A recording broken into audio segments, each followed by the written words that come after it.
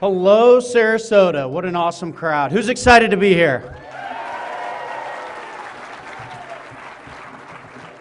My name is Ziegler, and I'm very excited and honored to introduce today's guest.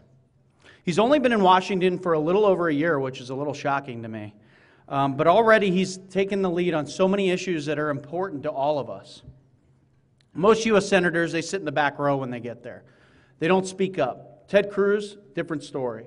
When he got to Washington, he immediately got to work. Just ask yourself, when there's a major fight for liberty in Washington, who's the first person to run to the front of the line? Ted Cruz. Good. I like the engagement. Get ready. All right, so this is what we're going to do.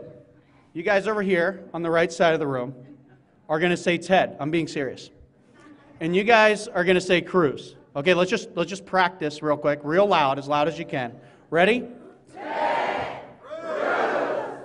Ted Cruz! All right, good. So get ready. So you're going to know when it's time, and we're going to do the same thing. Okay. Who made his very first appearance on the Senate floor to help Senator Rand Paul filibuster the Obama administration's reckless drone policy? Ted Cruz! Perfect. I want it a little louder next. Let's make sure the liberal media up in the New York Times can hear us. Okay. Who cares more about the people and the future of our country than what the liberal media is saying that day? Ted Cruz! Perfect. A couple more of these. Who's protecting our country by standing up against amnesty for illegal immigrants? Ted Cruz! Good. One more. And last, but certainly not least, who literally stood on the Senate floor for 21 straight hours trying to save us from the disaster that is Obamacare? Ted Cruz! You guys really don't like Obamacare in here. My friends, some people have called him an extremist, but you and I know that is not true. What is extreme is a government takeover of our health care, an IRS that targets conservative Americans, a lawless president who bypasses the people and holds himself accountable to no one. That is extreme. But times are changing. The grassroots are rising, and we have someone here who will stand shoulder to shoulder with us. And there has never been a better time than now for a man like Ted Cruz to take the stage. He has the smarts. He has the tenacity. He's a man who could caucus with our founding fathers. And most importantly, he has the courage to stand up to Washington and, as he says, make D.C. listen to the people.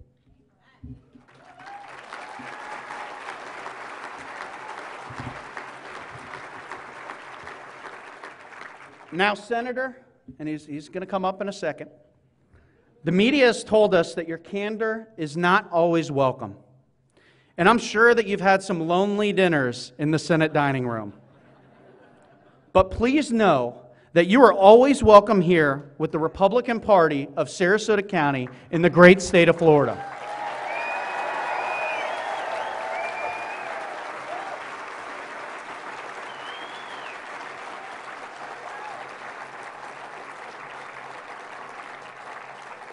All right, let's see how much you like them. Sarasota, please join me in welcoming our 2014 Statesman of the Year, Texas U.S. Senator, and fearless American patriot, Ted Cruz.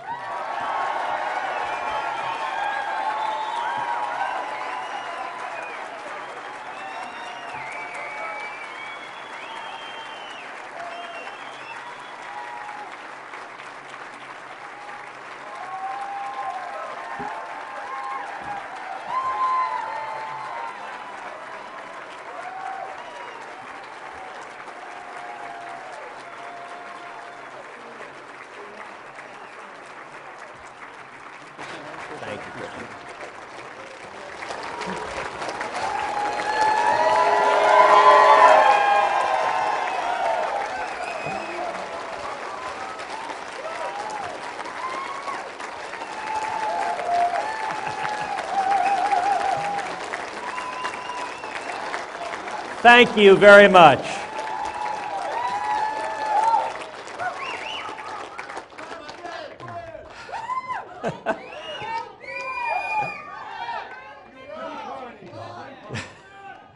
Thank you so very, very much. Thank you, Joe. Thank you, Christian. Thank you, everyone, for what a tremendous warm reception. Thank you very much. It is great to be in Sarasota County.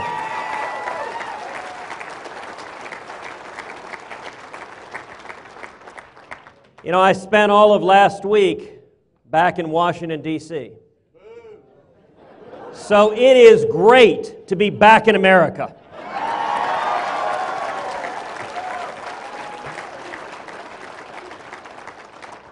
This past week, Washington has been covered in snow and ice.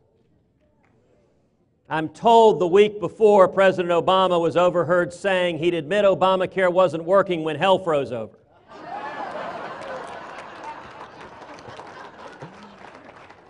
Although I have to admit, I was surprised. I was surprised to see the snow and ice. I was surprised to see it get so cold. I mean, Al Gore told us this wasn't going to happen. It was cold. It was so cold. It was so cold, I actually saw a Democrat with his hands in his own pockets.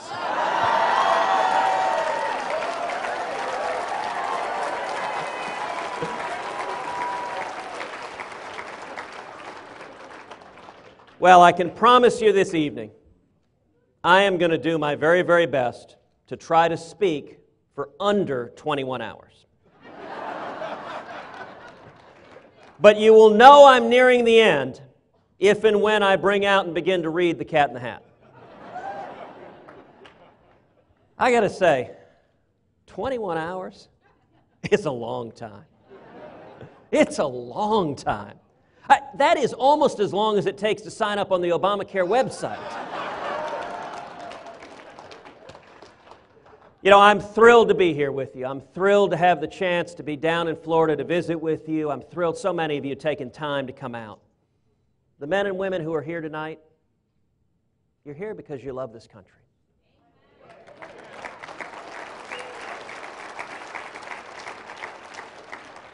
You're here because you love liberty. And you know that this is not an ordinary time in politics. We are facing extraordinary threats. We are at the edge of the precipice. And let me tell you, as everyone here knows, we don't have a long window to turn things around. It's not decades. We either turn things around now or we risk losing the greatest nation in the history of the world.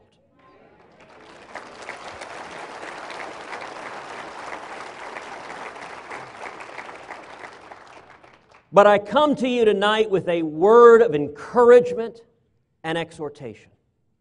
I am profoundly hopeful and optimistic, and I want to tell you three things as conservatives, as Republicans, we need to do to turn this country around. Number one, very, very simply, stand for liberty.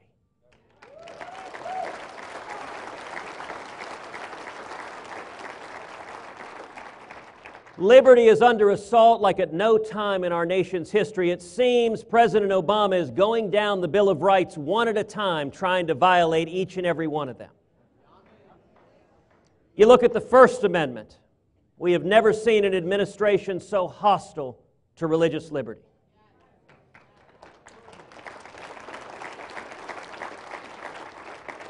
You've got the IRS asking citizen groups, tell us what books you're reading. Tell us the content of your prayers.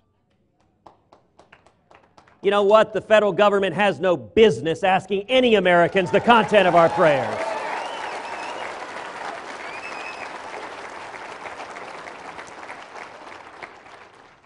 I was thrilled to see we have so many veterans here tonight. We have seen under this administration the religious liberty of the men and women of our military in particular jeopardized. You know, last year up in Alaska, an Air Force chaplain put up on a blog post the saying, "There are no atheists in foxholes." He was ordered by a superior officer to take it down. I guess it was deemed insensitive to atheists. I kind of thought that was a chaplain's job, to be insensitive to atheists.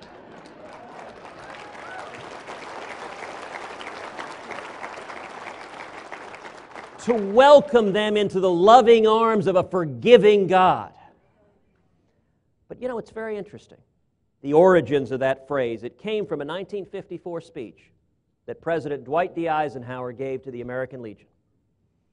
President Eisenhower, whom I might note, had some passing familiarity with the military. In that speech, he talked about a story of what are known as the 4 immortal chaplains. These are 4 chaplains that were aboard the USS Dorchester. 2 that were Protestant, 1 who was Catholic, 1 was a Jewish rabbi. And the Dorchester in World War II was hit with a torpedo from a German U-boat. And the ship began to sink. And they realized, to their great dismay, they didn't have enough life vests for all of the men aboard the ship. And each of those 4 chaplains took the life vest off of their necks and put it on another man on that ship. And the 4 chaplains then stood arm in arm singing hymns as they went down with the ship. And the origin of that phrase is that when those chaplains were giving their life vests, they didn't ask, "Are you a Protestant? Are you a Catholic? Are you a Jew?" They simply stepped forward to save the lives of their brothers. That's the origin. There are no atheists in foxholes. And I got to tell you, when our federal government is not respecting the religious liberty of our men and women in the military, we are doing something very, very wrong.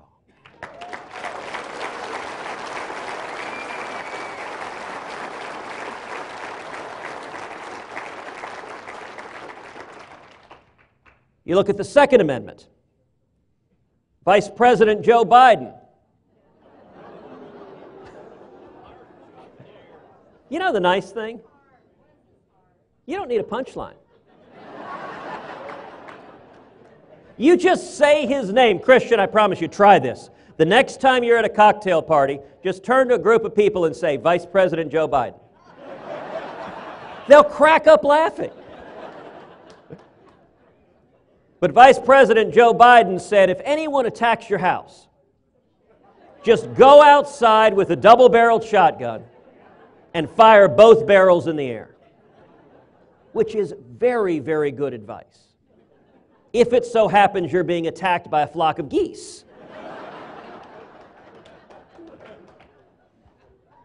You look at the Fourth and Fifth Amendments. You look at our right to privacy as American citizens. How many of y'all have your cell phones with you?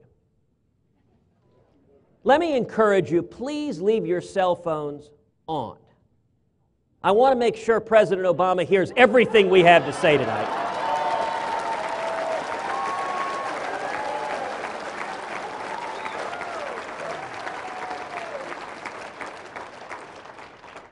And on top of the threats to our liberty, we have a president who is the most lawless president in the history of our nation.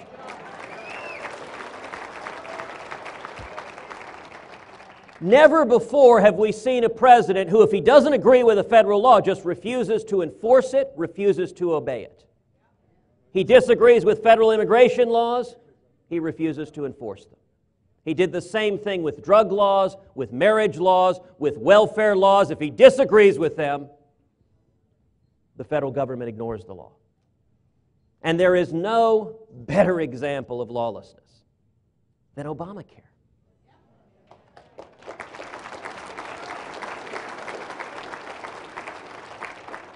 The president loves saying, "It's the law." Well, then why won't he follow it? The text of the law says the employer mandate kicks in for every big business on January 1st, 2014. The president unilaterally and illegally granted a 1-year waiver for all of his buddies in big business. No authority under the law to do it. The text of the law says members of Congress shall be under Obamacare on the exchanges with no subsidies. Harry Reid, the Democratic senators, met with President Obama in a closed-door meeting in the Capitol. They said, "Listen, we followed Nancy Pelosi's advice. We passed it to find out what's in it. We don't like what's in it." And President Obama unilaterally and illegally granted an exemption to members of Congress, to his buddies in Congress. And most strikingly, when over 5 million Americans lost their health insurance, despite the president's repeated promises, if you like your health insurance, you can keep your health insurance, period. As the New York Times helpfully said, he, quote, misspoke 28 times, word for word, looking into the camera, saying the exact same thing. That's very precise misspeaking. But 43 presidents who preceded Barack Obama, if that had happened, what they would have done is they would have gone to Congress. They would have said, this federal law is causing millions of people to hurt. It isn't working. Let's get in and change it. He didn't do that. He held a press conference in which he instructed private insurance companies, go violate the law. Go and issue insurance policies that are illegal under the text of the law, and as President of the United States, I'm telling you, violate the law. In over 200 years of our nation's history, we have never had a President of the United States instruct private companies and private citizens to violate the law at the whim of the President. What does it take to impeach him?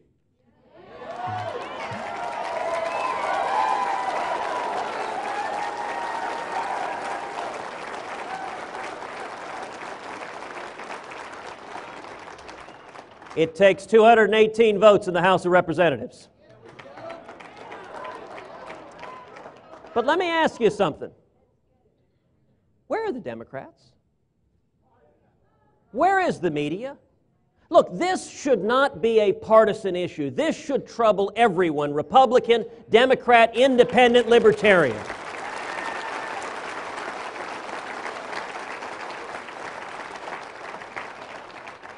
A liberal constitutional law professor named Jonathan Turley testified before the House of Representatives. He said, Barack Obama has become the essence of an imperial president. Turley voted for Obama, mind you. And he said, Barack Obama has become the president Richard Nixon always wished he could be. If this were Richard Nixon, it would be across the front pages of every newspaper in America. Every day. And I got to tell you, when a president can pick and choose which laws to follow and which laws to ignore, he is no longer a president.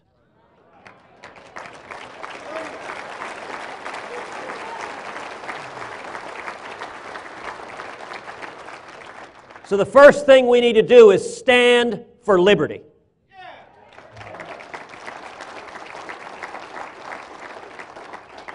The second thing we need to do is stand for economic growth and opportunity.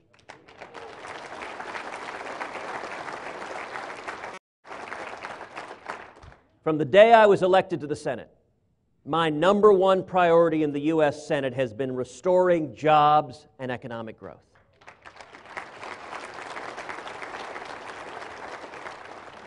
And the reason is simple. As I travel the state of Texas and listen to Texans, the number one priority of Texans is restoring jobs and economic growth.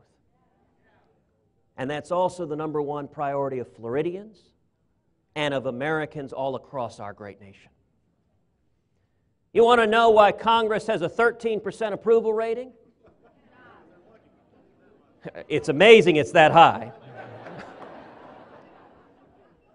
In the 13 months I've been there, we have spent essentially zero time even talking about jobs and economic growth, the number one priority of the American people. Under Harry Reid and Democrats in the Senate, it is not even a topic for discussion. From 2008 to 2012, our economy grew 0.9% a year on average. There is only one other 4-year period since World War II of 4 consecutive years of less than 1% growth. That was 1979 to 1982. coming out of the Jimmy Carter administration. I got to say real quickly, if there's one person in America who is thrilled at how Barack Obama is doing, it's Jimmy Carter.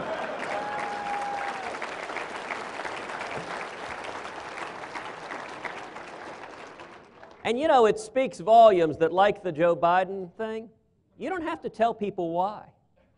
Everyone understands immediately why Carter is relieved at how miserably things are going. People are hurting. We have right now the lowest labor force participation in the country since 1978. And let me tell you what is the single biggest lie in politics. It is that Republicans are the party of the rich. You know what? The rich do just fine with big government. Big business does great with big government. They get in bed with big government. They have armies of lawyers and lobbyists and accountants.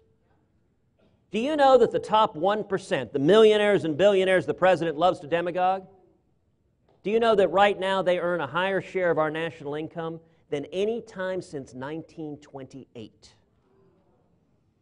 But there's nothing to worry about because nothing bad happened after 1928. The people who have been hurt by the Obama economy have not been the rich. The people who have been hurt by the Obama economy are the people who are struggling. They're young people, they're Hispanics, they're African Americans, they're single moms, they're people who are struggling to climb the economic ladder. That is exactly right. Middle class jobs have fled this country under a barrage of taxes and regulations that are drying up the honest, decent jobs that form the backbone of the American middle class. And you know what? We know there's a better way. We know there is a better way of tax reform and regulatory reform and unleashing the private sector, unleashing small businesses to create jobs and create opportunity. And I'll tell you the number one reason why growth is so important is that growth is foundational to opportunity. You know, I think of every challenge we face from the perspective of my dad 56 years ago. In 1957, my father fled Cuba and came to Texas. He'd been in prison, he'd been tortured, and he came here with nothing. He had $100 sewn into his underwear. I don't actually advise carrying money in your underwear. And he worked as a dishwasher, making 50 cents an hour to pay his way through the University of Texas. Now, you know, if my dad was still washing dishes today, he probably would have lost his job because of the crushing taxes and regulations that are hammering small businesses all over this country.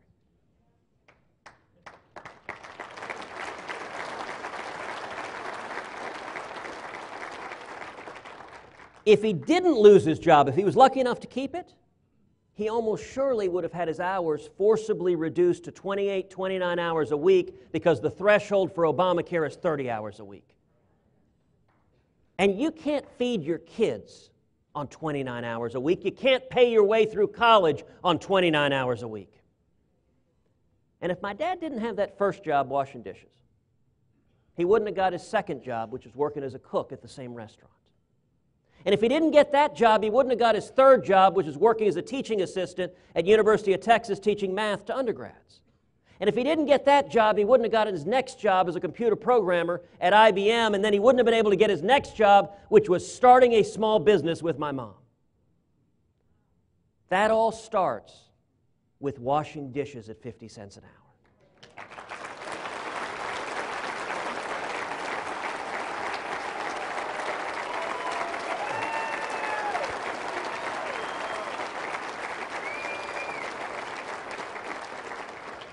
We need to bring back growth and opportunity for every American to be able to work and achieve the American dream.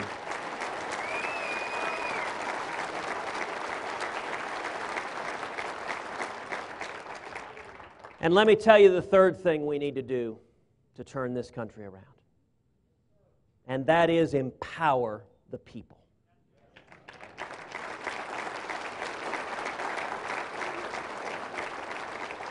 Something incredible is happening in politics all over the country. The media won't tell you about it.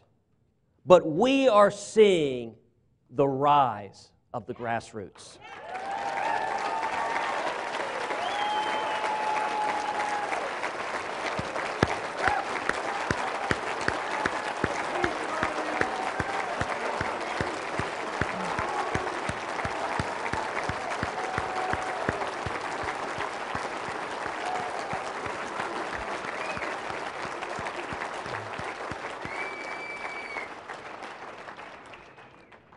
You know, they're all being used back in Washington.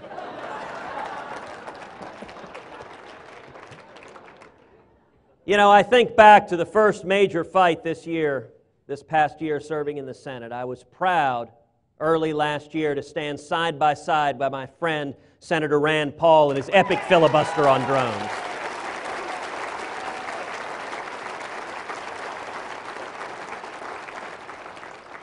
When he started that filibuster, most of our colleagues had no idea what he was talking about.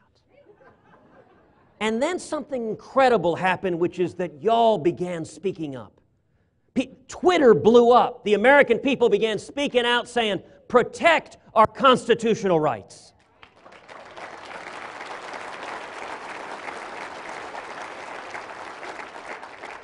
As the evening went on, we saw several of my colleagues who'd been in the Senate a long time that they had gone home, they'd presumably had some dinner, they may have gone to bed. And their staff called and roused them and said, you need to get back here. And you'd see rumpled colleagues like walking to the floor saying, the Tweety thing is happening.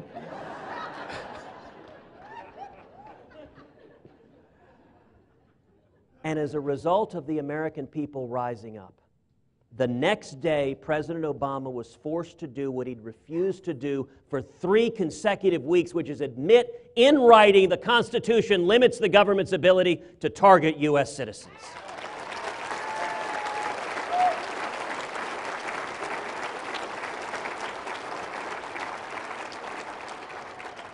That's the power of the grassroots. We saw it again in the next fight, the fight over guns, when following the tragic shooting in Newtown, Connecticut. President Obama didn't come out as he should have and say, let's go after violent criminals, let's come down on them like a ton of bricks. But instead, he used it as an excuse to go after the constitutional rights of law-abiding citizens.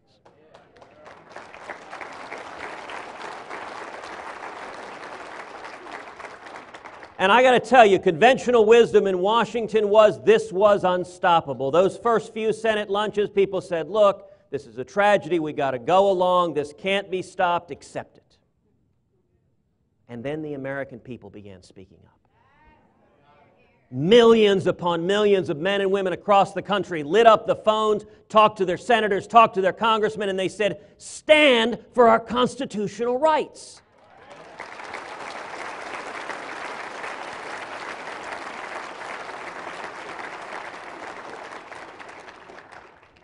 And when the president's anti-gun proposals came to the floor of the Senate, every single proposal that would have undermined the Second Amendment right to keep and bear arms was voted down on the Senate floor.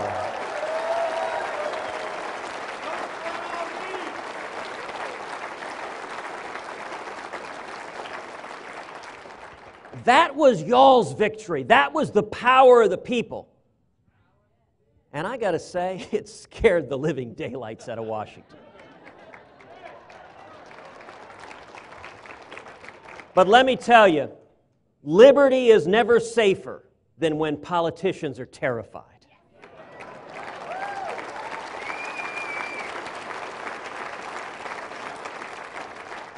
And then the biggest battle of all last year was the battle over stopping the disaster, the train wreck that is Obamacare. Now, if you listen to the media, if you listen to the Democrats, although I repeat myself,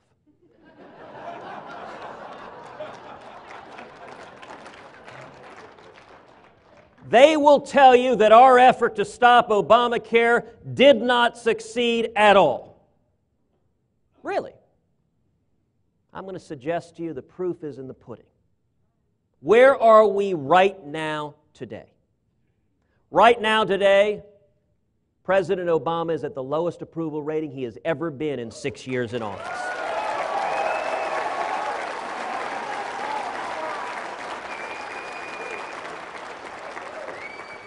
Right now, Obamacare is at the lowest approval rating it's ever been since the day it passed.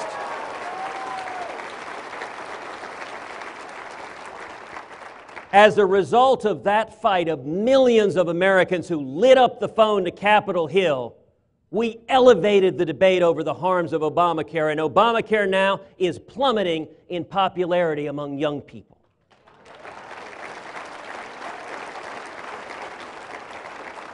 It is plummeting in popularity among Hispanics. It is plummeting in popularity among independents. Heck, it is even plummeting among Democrats.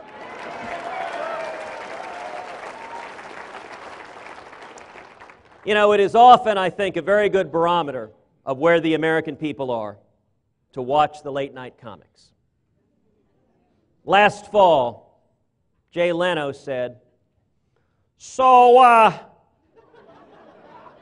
President Obama called me. He said, Jay, if you like your job, you can keep it.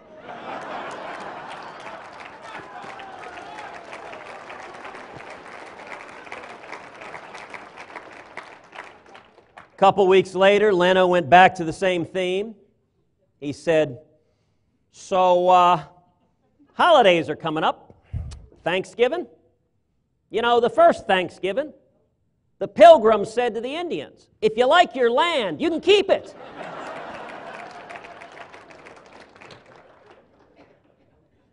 As a result of the American people rising up, we are making the case powerfully that Obamacare is the biggest job killer in this country, and I am convinced we are going to repeal every word of Obamacare.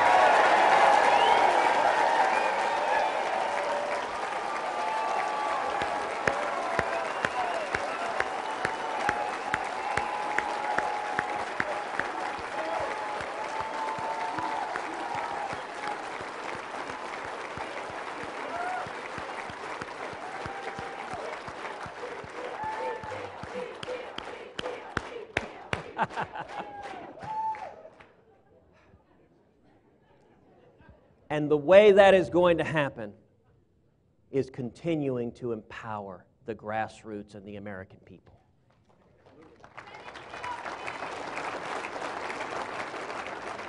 The answers are not going to come from Washington, D.C.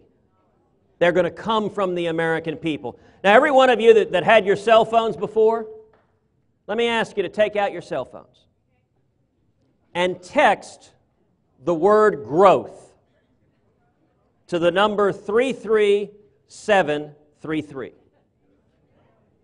The number is 33733. Text the word growth.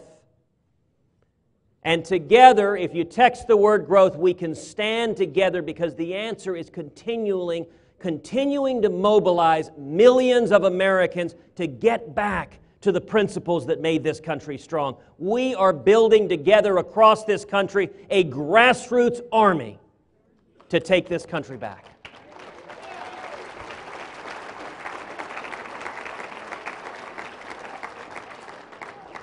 If you remember nothing else from tonight, let it be one thing, that I am profoundly optimistic and hopeful. And the reason is, you know, the Word tells us there's nothing new under the sun. And I'm convinced where we are today is very, very much like the late 1970s. The late 1970s, we had Jimmy Carter in the White House. We had the same failed economic policies, out of control spending and taxes and regulation. We had the same miserable economic conditions and stagnation. We had the same feckless foreign policy where we didn't stand by our friend and ally Israel, where we endangered the world.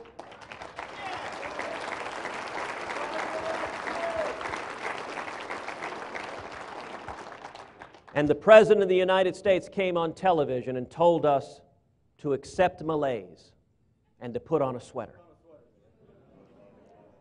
But something incredible happened in the late 1970s. There was a grassroots movement of millions of men and women all across the country that came together as the Reagan Revolution.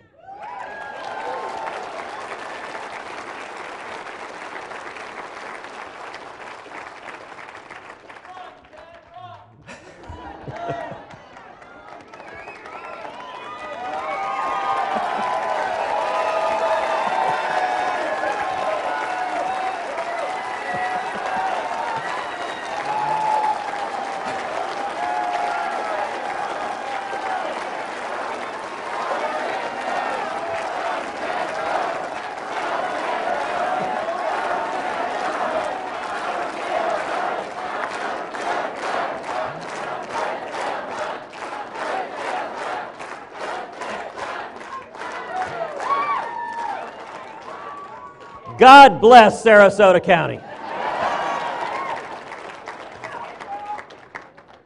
That movement of the people is the only way we will pull this country back. And one of the great blessings of having the opportunity to serve right now is that I have the opportunity to travel around the country, and let me tell you, it's happening again. That same grassroots movement is growing. It's happening in Florida. It's happening in Texas. It's happening in every state in the Union that millions of Americans are saying, bring our country back.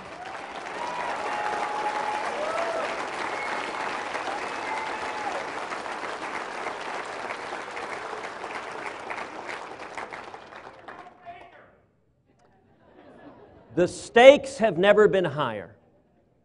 But let me close with the immortal words of Ronald Reagan, who observed that freedom is not passed down in the bloodstream from one generation to the next, but that every generation has to stand up and defend liberty, or one day we will find ourselves answering the question of our children and our children's children. What was it like when America was free?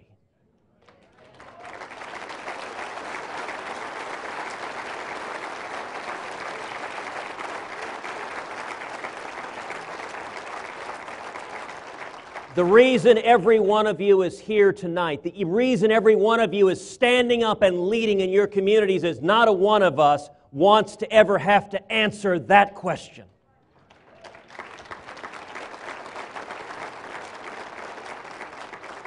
And it's worth remembering, as a result of that grassroots movement, in 1980, Ronald Reagan was elected. By 1984, the economy was growing at 7.2% a year. Millions of jobs came back.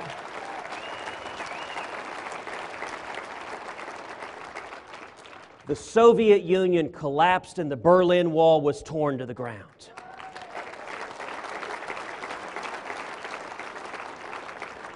That's what the American people can do together. Together, we can fight to bring back free market principles, to bring back constitutional liberties. Together, we can restore that shining city on a hill that is the United States of America.